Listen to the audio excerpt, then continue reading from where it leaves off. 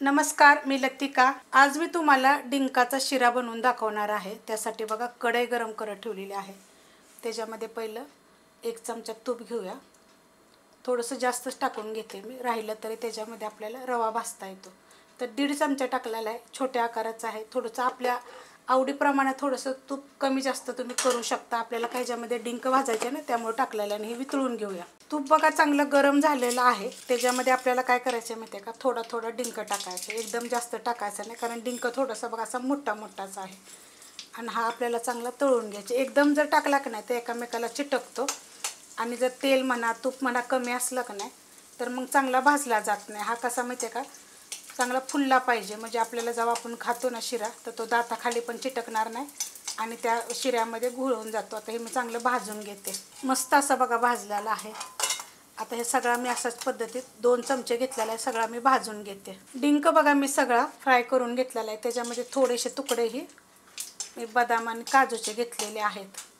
तुमच्याकडे अजून काय काय साहित्य जर असं असेल की नाही ते टाकलं तरी चालेल। हलकंसं भाजायचं नाही तरी काय होतं माहिती आहे का, परत लय लाल होतं। तरी मी काढून घेते। बदाम काजू बघा मी काढून घेतलेले तर गॅस एकदम बारीक केलेला आहे।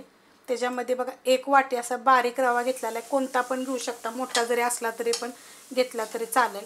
गॅस केला होता मी बारीक, आता परत करते मीडियम, आणि मीडियम गॅसवर गोल्डन कलरवर आपल्याला ह्याला भाजून घ्यायचं आहे। डिंक बघा मी फ्राय करून घेतला होता, एकदम मस्त असा भाजला गेलेला आहे।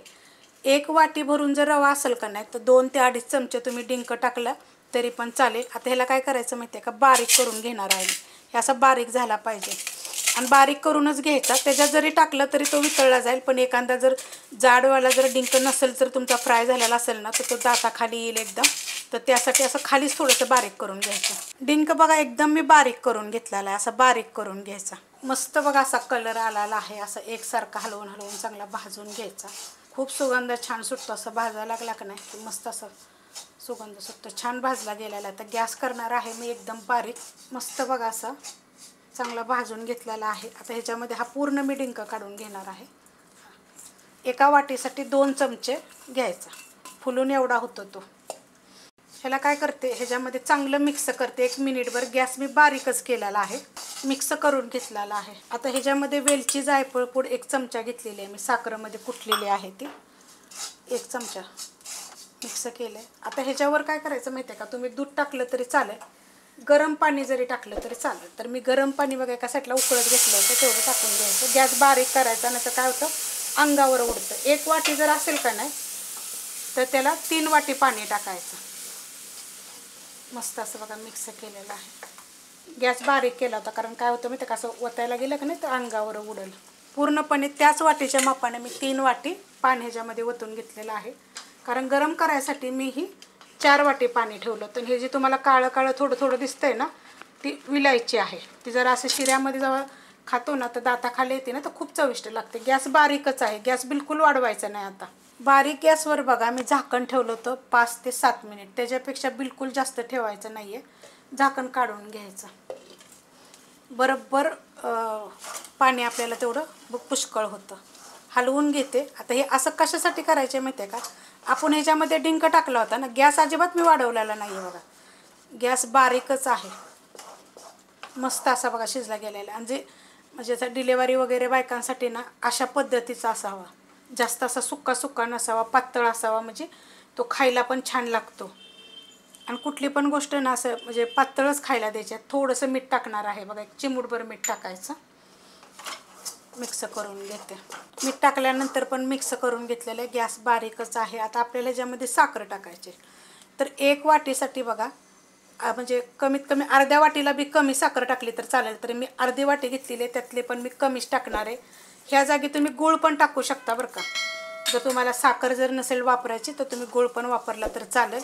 बिन केमिकल गूळ येतो ना तो वापरायचा, किंवा पावडर फॉर्ममध्ये जरी असेल ना तो असा जरी केला तर चालेल। नाहीतर काय करायचं माहिती आहे का, जे पाणी आपण गरम केलं होतं ना त्याच पाण्यामध्ये गूळ वितळायचा आणि मग गाळून ओतायचा, कारण काय खडे वगैरे जर असेल का नाही तर ते मग गाळणीमध्ये निघून जातं। तसं करायचं। मग पाणी डायरेक्ट ह्याच्यामध्ये गरम करून त्याचं ओतून घ्यायचं। जर तुम्ही गूळ काही करत असाल तर गोडीप्रमाणेच साखर टाका बरं का, जास्त साखर टाकू नका।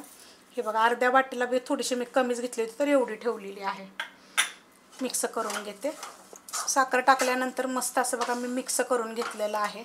आणि जर तुम्हाला एकदा सुक्का फडफडीत जर पाहिजे असेल का नाही, तर 2.5 वाटी पाणी टाकायचं किंवा 2.5 वाटी दूध टाकायचं, त्याच्यापेक्षा जास्त टाकायचं नाही.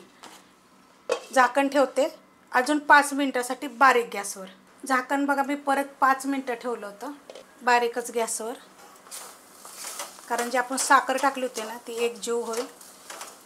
गूळ टाकला तरीसुद्धा 5 मिनटं झाकण ठेवा. पाणी आपण वतल्यानंतर 5 ते 7 मिनिट मिजून बारीक गॅसवर ठेवायचं.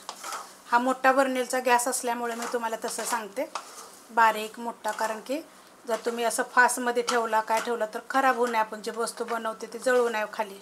ह्याच्यामध्ये हे जे थोडेसे आपण बदाम आणि काजू तळून घेतले होते आणि बाकीचं माझ्याकडे थोडंसं साहित्य असं पिस्ता वगैरेचे असे काप केलेले आहेत. हे सगळं मी हलकंसं भाजून खिसून ठेवते, बारीक मिक्स करून घेते. असं बघा, असं हे अशा पद्धतीत शिरा खायला द्यायचा. जर तुम्हाला सुट्टा पाहिजे असेल तर मग त्याच्यामध्ये दूध 2 ते 2.5 वाटी वतायचं.